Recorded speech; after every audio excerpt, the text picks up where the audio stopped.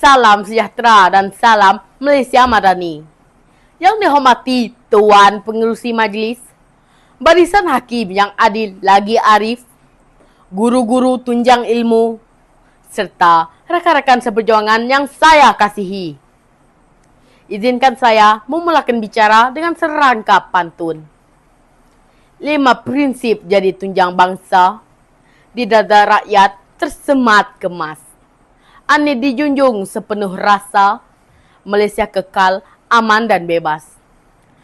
Tajuk pidato saya hari ini berbunyi, Rukun Negara, Paksi Keamanan, Pedoman Keharmonian.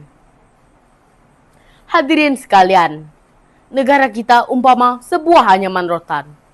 Disulam daripada pelbagai bangsa, agama, bahasa dan budaya.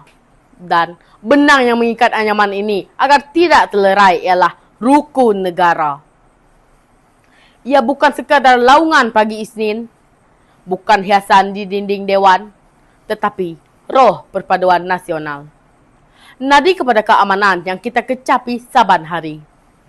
Hari ini, izinkan saya menyuluh 3 prinsip yang paling dekat dengan jiwa saya, iaitu keluhuran perlembagaan, kedaulatan undang-undang, dan kesetiaan kepada raja dan negara. Lembayung kata saya yang pertama, keluhuran perlembagaan. Hadirin budiman, perlembagaan persekutuan bukan sekadar buku undang-undang. Ia adalah piagam agung suara kolektif nenek moyang kita yang bersetuju membina negara ini atas landasan keadilan dan tolak ansur. Ia memelihara hak rakyat, menjamin kebebasan bersuara, serta meletakkan sempadan kuasa agar tiada siapa menjadi terlalu berkuasa hingga menindas. Dan tiada pula rakyat yang terpinggir tanpa pembelaan. Lihat bagaimana negara-negara seperti Syria dan Libya menjadi padang jarak, padang terkukur. Kenapa? Kerana perlembagaan mereka tidak dihormati. Perlembagaan dilanggar, dipermain, dan diperguna oleh pemimpin zalim. Malaysia masih berdiri megah kerana kita menjunjung.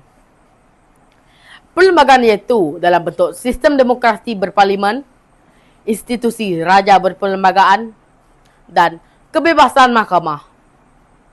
Sebagai pelajar, keinsafan terhadap keluhuran perlembagaan bermula dengan perkara sekecil mematuhi peraturan sekolah kerana itu juga manifestasi undang-undang kecil yang mencemirkan prinsip besar.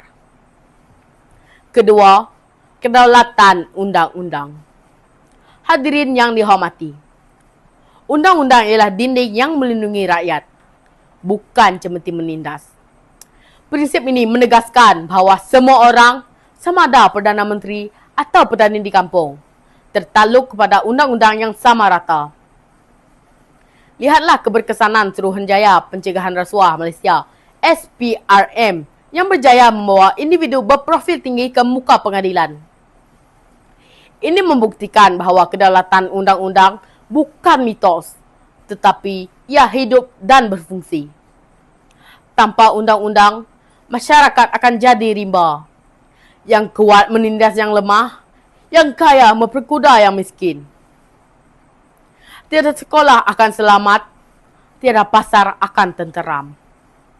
Sebagai remaja, kita harus menolak budaya ikut suka aku dan mula membina budaya patuh undang-undang walaupun sekadar tidak memotong barisan di kantin sekolah. Ketiga, kesetiaan kepada raja dan negara. Tuan-tuan dan puan-puan, kesetiaan bukan sekadar mengibarkan jalur gemilang pada bulan Ogos. Ia lebih dalam daripada itu. Ia merupakan satu janji dalam jiwa, satu ikrar dalam tindakan. Raja bukan sekadar lambang adat, tetapi benteng terakhir kestabilan negara. Tatkala negara dilanda ketidaktentuan politik, institusi raja memainkan peranan sebagai penimbang tara yang adil dan berkecuali. Peristiwa pelantikan Perdana Menteri ke-10 menyaksikan bahawa kuasa raja digunakan dengan cermat untuk mengembalikan kestabilan politik negara. Kesetiaan kepada raja dan negara juga membawa maksud setia kepada tanah tempat kita dilahirkan. Jangan sesekali terpengaruh dengan dakwah ekstremis atau agenda kebencian di media sosial. Kalau bukan kita yang setia, siapa lagi?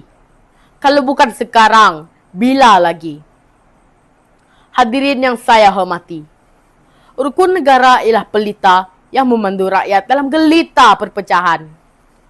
Tanpa prinsip ini, kita akan tenggelam dalam lautan kebencian, hanyut dalam ombak fanatisme, dan karam dalam ribut perkauman. Jika kita benar-benar mencintai tanah air ini, maka junjunglah perlembagaan seperti kita menjunjung maruah diri. Hormatilah undang-undang seperti kita menghormati ibu sendiri. Setialah kepada negara seperti kita setia kepada keluarga sendiri.